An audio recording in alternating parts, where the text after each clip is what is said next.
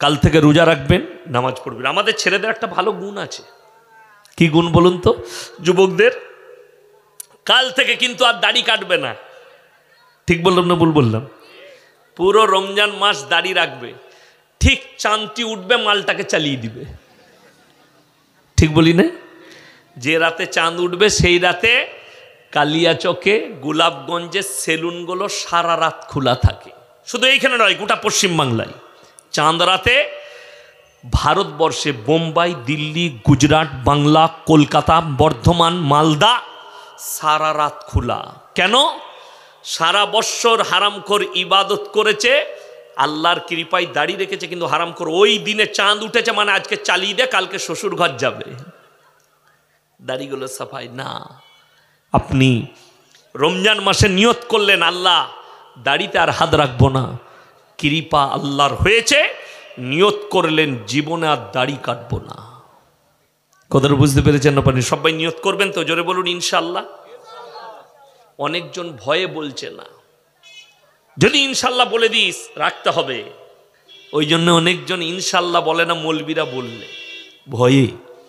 জোরে ইনশাল্লাহ বলুন, আল্লাহ কবুল করলে আপনি কামিয়াব। যারা পাপ করে জানার পরেও হারাম হালাল দিন বদ্দিন বুঝার পরেও জিদ করে, যারা মৌলবীদের কথায় জিদ করে, কোরআনের কথায় জিদ করে যারা পাপ করে, আল্লাহ তাদের সঙ্গে কি আচরণ করে শুনেলেন।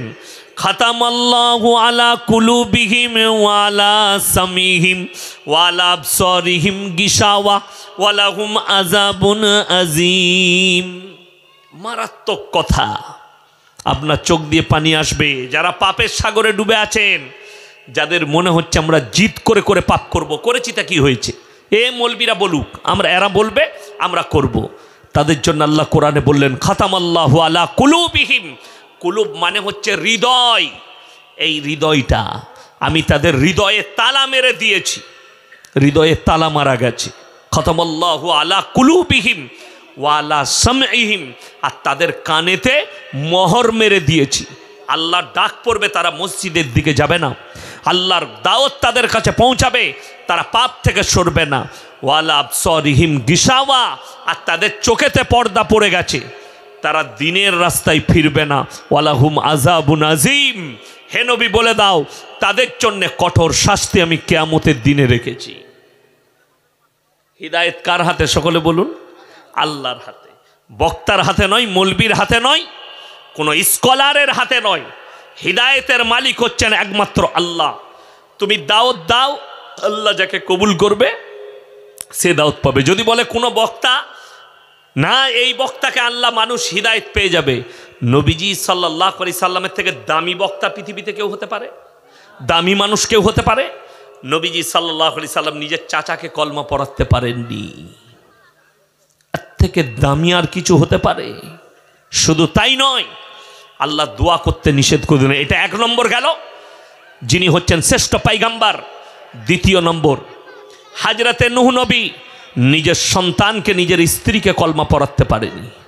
সেটা ঘর, নিজের স্ত্রী, যার সঙ্গে রাত কাটিয়েছেন পয়গম্বর, যিনি নিজের বিছানার সাথী, তাকে পর্যন্ত কলমা পড়াতে পারেনি। আল্লাহ কোরআনে জাহান্নামী ঘোষণা করে দিয়েছেন নূহ নবীর বিবির জন্যে। নূহ নবী নিজের সন্তানের জন্য দোয়া করতে চেয়েছে, কিনানের জন্যে, লা আসিমা লিয়াউমা মিন আমরিল্লাহ, এটা আমার ওরসজাত পুত্র। আল্লাহ বলেন লামিনাল খাসিরিন, হাত নামাও। যে আমাকে মানেনি, আমার নবীকে মানেনি, তার লেগে তুমি দোয়া করতে পাবে না। নবীজি দোয়া নিষেধ করে দিয়েছেন আল্লাহ নবীদিকে। হযরতে লূত নবী, তার বিবি জাহান্নামে যাবে, নিজের বিবিকে কলমা পড়াতে পারেনি। আর আপনি বলছেন ইয়াসিনকে দাওয়াত করে লোকরা হিদায়েত পেয়ে যাবে? রং। আপনি দাওয়াত দেন, আল্লাহ যাকে হিদায়েত দিবে সেই ব্যক্তি হিদায়েত পাবে, তা নাও পাবে না। ওটা আমার কথা নয়। এই মৌলবি কথা বললেও মানুষ হিদায়েত পেয়ে যাবে যদি আল্লাহ হিদায়েত তার তকদিরে রাখে। এটা হচ্ছে নম্বর এক।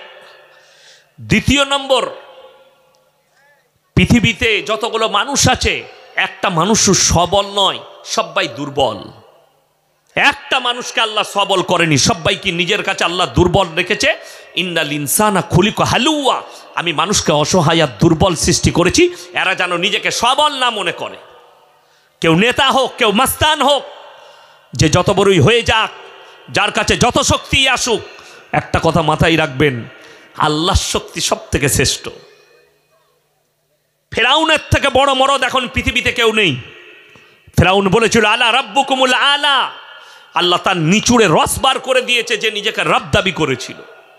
বর্তমানে যারা মনে করছে আমার থেকে বড় শক্তিশালী কেউ নেই, যারা মনে করছেন আমার কাছে বন্দুকের পাওয়ার আছে, শক্তি আছে, ফোর্স আছে, আমার গার্ড আছে, জেনে রেখে দিবে তোমার থেকে বেশি সৈন্য সামন্ত ছিল ফেরাউনের, তোমার থেকে বড় লস্কর ছিল ফেরাউনের।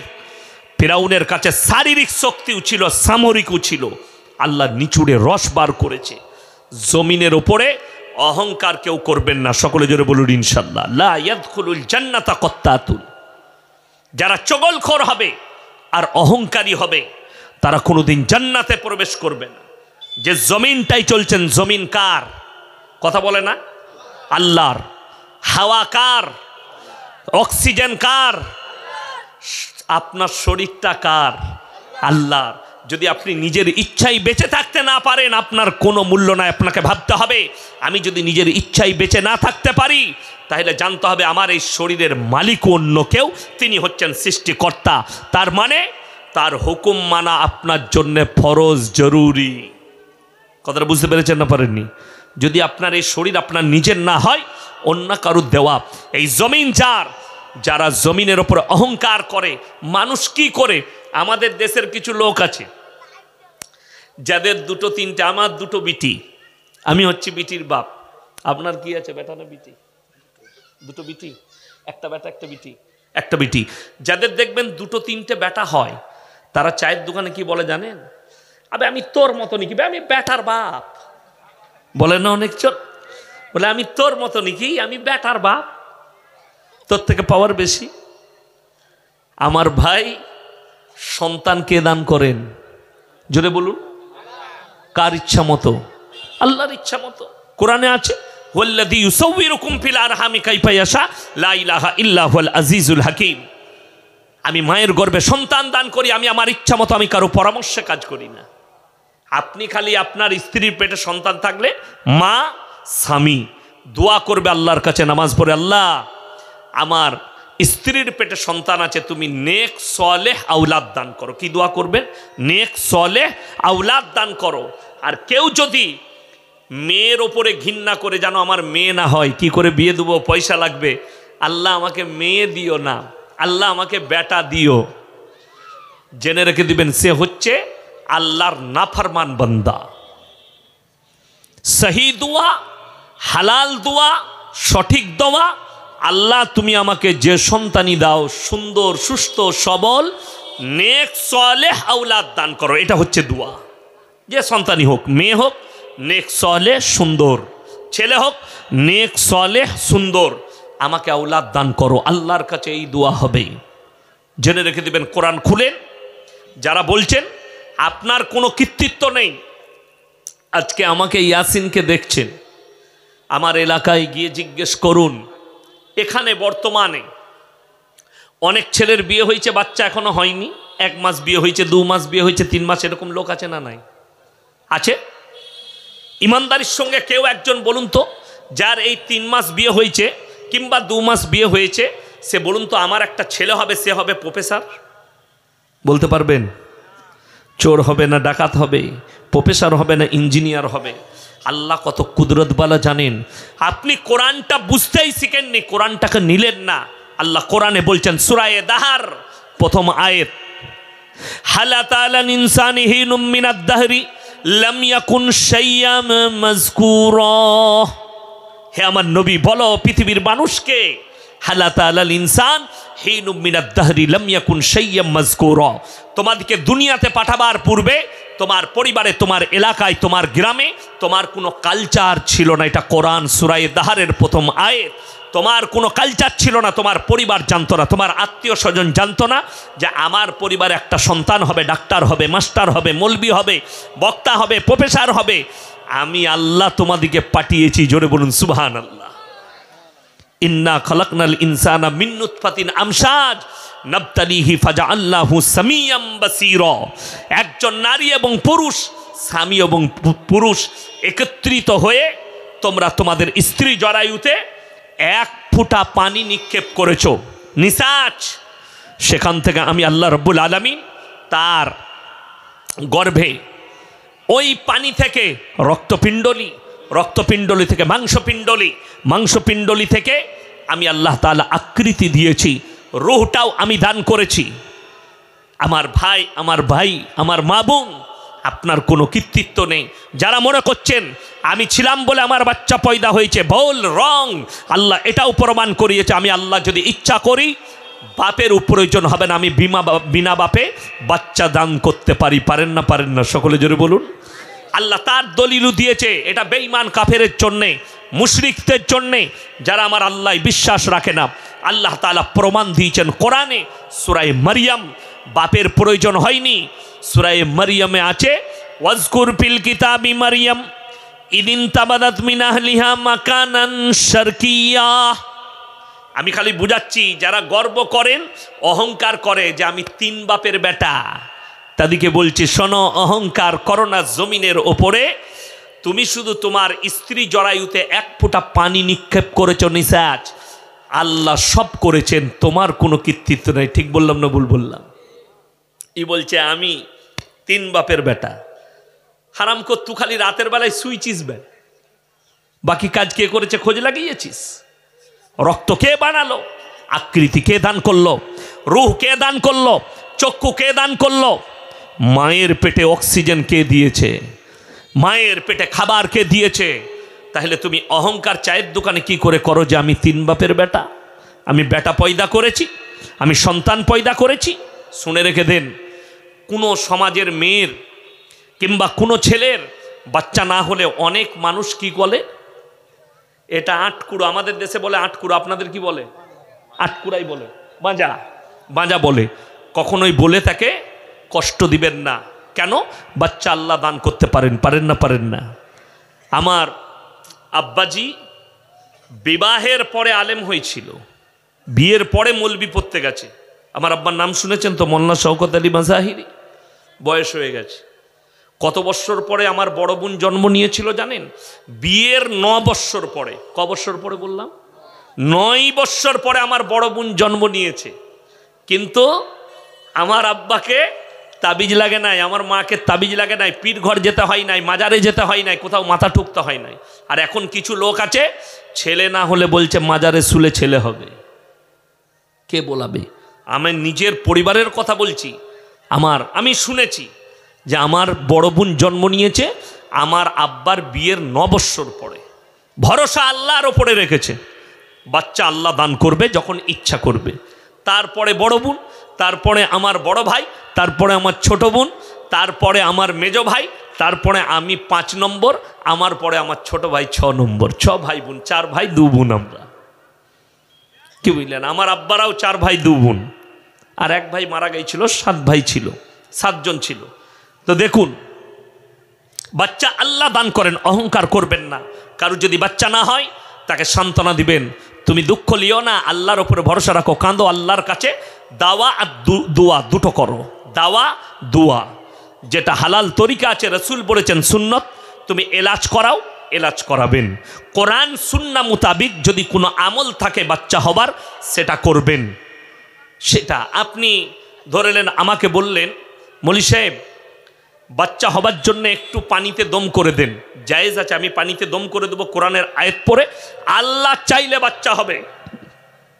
যে লোকটার কাছে পানি পড়া নিচ্ছেন, পানিতে দম করছেন, আগে জানবেন সেই লোক নামাজি কিনা, তার কাছে ইলম আছে কিনা। তা না হলে যদি নামাজ না থাকে, দাড়ি না থাকে, গাঁজা খায়, মদ খায়, তার পানি পড়া কাজে লাগবে?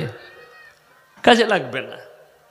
ওই জন্যে আমি সেদিনে ওইদিকে একটা গ্রামে ছিলাম, হ্যাঁ, তো সেখানে আমি বলেছিলাম যে কিছুদিন আগে একটা খেলা চলছিল, ট্রফি। আমি খেলা দেখি না, তো আমাদের দেশে একজন ITI বাবা, তিনি বলেছিলেন পাকিস্তান জিতে যাবে, ভারত হেরে যাবে, শেষ ভবিষ্যৎবাণী করেছিল। তো আমি আল্লাহর কাছে দোয়া করেছিলাম, আল্লাহ, আমরা তো ভারতের মানুষ, ভারত যেন জিতে। কেন? ভারত যদি সত্যিকারই হেরে যায়, এই হারামখোরের ওপরে বহু মানুষ আস্থা নিয়ে আসবে, অনেক মুসলমানও ইমান হারাবে। ঠিক বললাম না ভুল বললাম? ইমান হারাবে। যাই হোক, ভারত আমাদের দেশ, আমরা ভারতবাসী, ভারত জিতেছে। ওই জন্যে আমার ভাই, আপনি যার কাছ থেকে ওষুধ নিচ্ছেন, দুঃখ কোথায় লাগে জানেন? আচ্ছা বলুন তো, আপনার যদি ক্যান্সার হয়, আপনি কোনো হাতুড়ে ডাক্তার দেখাবেন না কলকাতা যাবেন? আচ্ছা, যদি কলকাতায় গিয়ে সাকসেসফুল হয়ে যায় যে এটা সত্যিকারই ফার্স্ট স্টেজ চলছে ক্যান্সারের, আপনি আর কলকাতায় চিকিৎসা করাবেন না, আপনি সঙ্গে সঙ্গে বোম্বাই টাটা মেমোরিয়ালে যাবেন। কেন টাটা মেমোরিয়ালে এই জন্যে যাবেন? টাটা মেমোরিয়াল হচ্ছে এশিয়া মহাদেশের সব থেকে বড় স্পেশালিস্ট, ক্যান্সার স্পেশালিস্ট। এশিয়ার, কোথাকার বললাম? এশিয়ার। আর দ্বিতীয় ক্যান্সারের চিকিৎসা হচ্ছে পশ্চিম জার্মানি, যেখানে ভারতের আমাদের মধ্যবিত্ত লোকের চিকিৎসা করার ক্ষমতা সেখানে নাই, পশ্চিম জার্মানিতে। প্লেয়াররা করবে, আর্টিস্টরা করবে। আমাদের দেশে কয়েকটা আর্টিস্ট, সঞ্জয় দত্ত, তারপরে একটা প্লেয়ার আছে তার নাম হচ্ছে যুবরাজ সিং, এরা সব পশ্চিম জার্মানিতে করেছে। কয়েকটা আর্টিস্ট, মনীষা কৌরালা, সোনালি বিন্দ্রে, এরকম কয়েকটা আর্টিস্ট যাদের ক্যান্সার ধরা পড়েছে, তারা পশ্চিম জার্মানিতে করেছে। কেন? পশ্চিম জার্মানির যে কেমো, ওটা মোটামুটি 1.5 কোটি টাকা খরচ হয় তাদের ওখানে চিকিৎসা করলে, আর সেই কেমোটার 20 বছর গ্যারেন্টি আছে। মুম্বাই টাটা মেমোরিয়ালে 3 স্টেজে যে দ্বিতীয় স্টেজে যে কেমোটা দেয়, এটা 10 বছরের গ্যারেন্টি আছে। এখানে 10 থেকে 15 লক্ষ টাকা খরচ। যাই হোক, অনেকজন ফ্রিও পাচ্ছে চিকিৎসা। তো আপনি টাটাই যাবেন, আপনি ভালো হসপিটালে যাবেন, ভালো ডাক্তারের কাছে যাবেন। আপনি চিকিৎসার জন্য ভালো ডাক্তারের কাছে যাচ্ছেন, সন্তান হচ্ছে না, আপনি একটা ভালো মৌলবীর কাছে পরামর্শ নেবেন না? কথাটা বুঝতে পেরেছেন না পারেননি? আপনি ভালো মৌলবী, ভালো আলেমের কাছে, সৈয়দ আলেম, যিনি শিরকে ডুবে নাই, যিনি বেদাতে ডুবে নাই, যিনি কুফরি করেন না, সেরকম মৌলবীকে আপনি বলবেন না?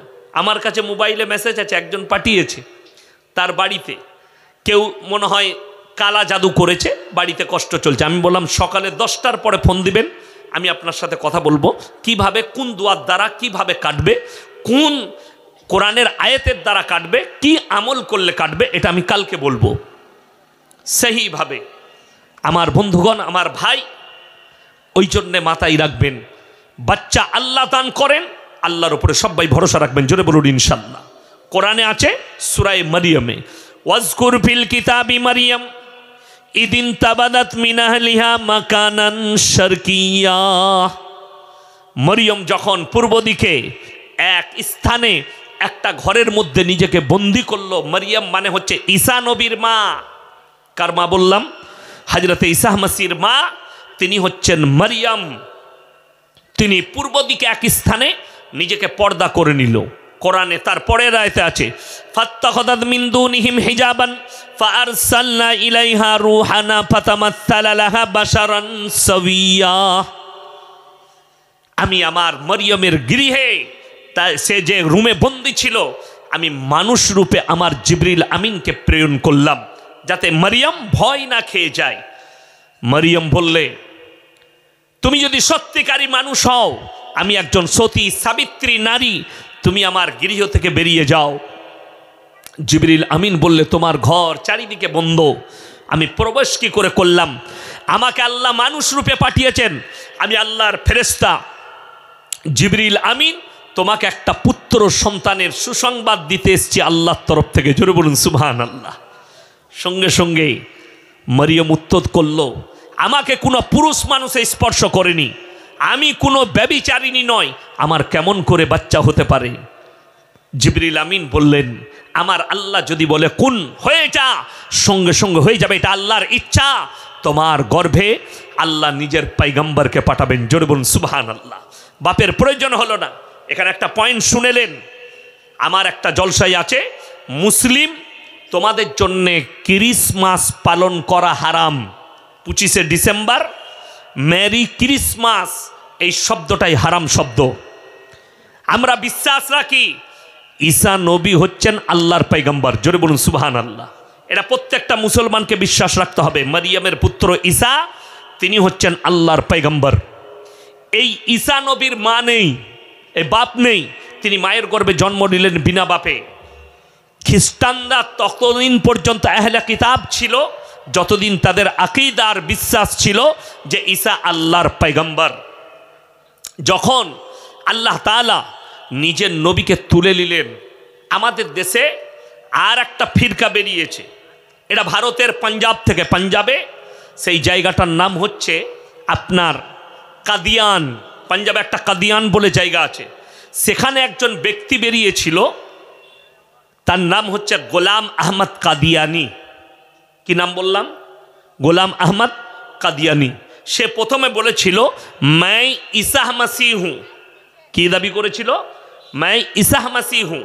তারপরে সে যখন দেখলে লোকরা বলতে লাগলো ঈসা मसीह तो क़यामत से पहले आएंगे और अल्लाह उतारेंगे उनको आसमान से। রেওয়ায়েতটা শুনেলেন যে সিরিয়ার যে মসজিদটা 27 বছর নামাজ হয়নি, দামাস্কের মসজিদে, জামে মসজিদ, সেই মসজিদে বাশার আল আসাদের পতন ঘটার পরে সেই মসজিদে নামাজ শুরু হয়েছে। আল্লাহ রাসূল সাল্লাল্লাহু আলাইহি সাল্লামের হাদিস। এই জায়গাটা, এখানে একটা হাড় আছে, সবারই আছে না? নাই, হাত দিয়ে দেখুন, হাড় আছে। এইটাকে হালাক বলা হয়েছে। ওয়ালাউলা ইজা বালাগাতিল হুলকুম, হুলকুম আরবিতে হালাক। যেখান থেকে কোরআনে আছে, আরবিতে দুটো শব্দ আছে একই রকম কিন্তু উচ্চারণ আলাদা, মাখরাজ আলাদা, কফ আর কাপ। কি কি বললাম? কফ কাপ, দুটোর মাখরাজ আলাদা, দুটোর উচ্চারণ বেরোনোর জায়গা আলাদা, দুটো সিফাত আলাদা। এই কফ শব্দ বেরোয়, এটা হচ্ছে বীজ হালাক। একটা আছে হা আর একটা আছে হা। কটা বললাম? দুটো। একটা হা, হাটা কোথা থেকে? সুরু হালাক, সিনে থেকে। এটাকে সুরু বলা হয়েছে, সুরু হালাক। যারা কিরাত পড়েছেন, যারা আর মানে আর কি কিরাতের মাসলা পড়েছে তারা জানে। হা সিনে থেকে, আর দরমিয়ানি হালাক হা, হা এখান থেকে। কি বুঝলেন? শুরু হালাক, এই শেষ হালাক। এইখান থেকে কাফ আর কফ, এই মিডিল পয়েন্ট থেকে। আল্লাহ কোরআনে বললেন, আমি যখন এদের মৃত্যুকে টেনে ওয়ালাউলা ইজা বালাগাতিল হুলকুম, আমার ফেরেশতারা যখন টেনে এই হালাকে নিয়ে আসে, আনতুম হিনা ইজিন তানজুরুন, পৃথিবীর যত শক্তিশালী ব্যক্তি হোক, সে বিছানায় শয্যায় শুয়ে যায়, চারিদিকে তার পরিবার, কারুর স্ত্রী পায়ের গোড়ায় মাথার গোড়ায় বসে থাকে, সন্তান, ছেলে পিলে, লাতিপুতা, পাড়া প্রতিবেশী। তুমি খালি ভ্যাল ভ্যাল করে তাকিয়ে দেখবে, তোমার আর কোনো উপায় থাকবে না, কথা বলার যোগ্যতা হারিয়ে ফেলবে। তুমি খালি তাকিয়ে দেখবে। শুনে রেখে দেন, ওই হালাকে মৃত্যুকে আনার পূর্বে, আনার পরে আল্লাহ যদি আবার থেকে জীবন দান করে, সে মানুষকে একটাই কথা বলবে, তোমরা আল্লাহকে ভয় করো, পরেজগার হও। কিন্তু আর ফিরে আসে না, মৃত্যুর মুখে পতিত হয়। আর সবাই নিয়ত করেলেন, যারা অনেকজন ভাবে এই বক্তাকে দাওয়াত করলে মনে হয় মানুষ হিদায়েত পেয়ে যাবে, একে দাওয়াত করলে হিদায়েত পাবে। সেদিন আমাকে ফোনে একজন বলছিল, মূর্খ লোক, ইলেম কালাম নাই, অমুক বক্তা এতজনকে মুসলমান করেছে। আমি বললাম, রং কথা, রং কথা। ইয়াসিন সাহেবের কথাই কেউ ঈমান আনে না, কোনো বক্তার দ্বারা কেউ ঈমান আনে না। আল্লাহ যাকে হিদায়েত দেয় সে ঈমান পায়। এটা হচ্ছে কোরআনের ভাষা। কেউ যদি বলে অমুক বক্তার কাছে, অমুক বক্তার কথা শুনে ঈমান এনেছে, রং ভাষা, কোরআন বিরোধী ভাষা। তাদের জন্য কোরআনের আয়াত শোনাবো। এটা নবীজিকে আল্লাহ বললেন কখন? ইন্নাল্লাযীনা কাফারু সাওয়াউন আলাইহিম আনজারতাহুম আম লাম তুমজিরুহুম লা ইউমিনুন। আমি শুনলাম একটা মূর্খ বক্তা, ইলম কালাম নাই, সে বলেছে ইয়াসিন সাহেব তফসির করতে পারে না কোরআনের। আমি আজকে গল্প গুজব করবো না, খালি কোরআনের তফসির শোনাবো আপনাদেরকে, যেন সেই মূর্খ জানে যে এই বক্তা ছোটখাটো লয়, আর তোর মতো কি গাইমুখো হেলে মাল লয়। আল্লাহর কৃপায় কতগুলো তফসির, এত তফসির করব, ঢেকে দেবো তফসির দিয়ে, কোনো কথা বলবো না আজকে, খালি তফসির করব। কোরআন বলছে ইন্নাল্লাযীনা কাফারু সাওয়াউন আলাইহিম আনজারতাহুম আম লাম তুনজিরুহুম লা ইউমিনুন। হে নবী, আপনি যত দাওয়াত দিবেন দেন, যত কোরআন শোনাবেন শুনান, কিন্তু যারা হিদায়েত পাবার নয় তারা কখনো হিদায়েত পাবে না। যারা ফিরার নয় তারা কখনো ইসলামের পথে আসবে না। আমার আল্লাহর কাছে নবীজি বললেন, ওগো আল্লাহ, কেন তারা আমার কথা আপনার কথা শুনবে না? আল্লাহ তাআলা উত্তর দিলেন, এখানে একটা পয়েন্ট শুনেলেন, সবাই যাদের পাপ হয়ে যায় সবাই ইস্তেগফার করবো, জোরে বলুন ইনশাআল্লাহ। এই যে রমজান মাস আসছে,